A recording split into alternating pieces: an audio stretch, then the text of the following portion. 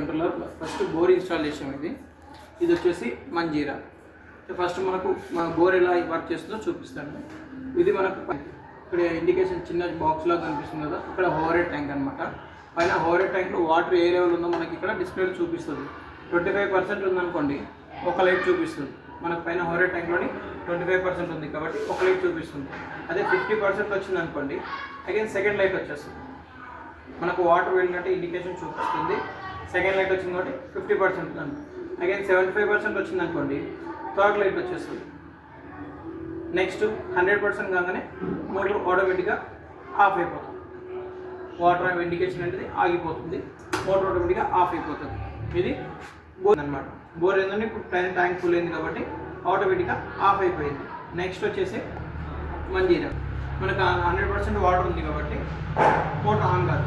ఎప్పుడు ఆన్ అవుతుంది? జనరల్గా 25% నీళ్ళు ఉంది అన్నప్పుడు ఆటోమేటిక్గా ఆన్ అవుతుంది. 25% ఉంది అన్నప్పుడు ఎలా తెలుసు అంటే ఇండికేషన్ చూపిస్తుంది మనకి వాటర్ లెవెల్.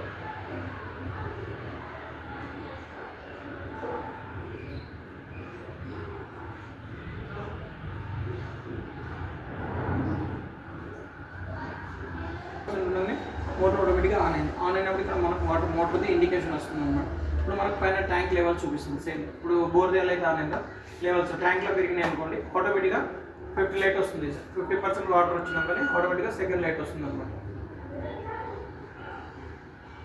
ఇక్కడ వాటర్ వెళ్ళినట్టు ఇండికేషన్ కూడా చూపిస్తుంది. చూడండి 50% లైట్ వచ్చింది కాబట్టి హాఫ్ ట్యాంక్ వచ్చినట్టు. అదే 75% వచ్చింది అనుకోండి థర్డ్ లైట్ వచ్చేస్తుంది. ఇదిగోండి. నెక్స్ట్ 100% అయింది అనుకోండి మోటార్ ఆటోమేటిక్గా ఆఫ్ అయిపోతుంది.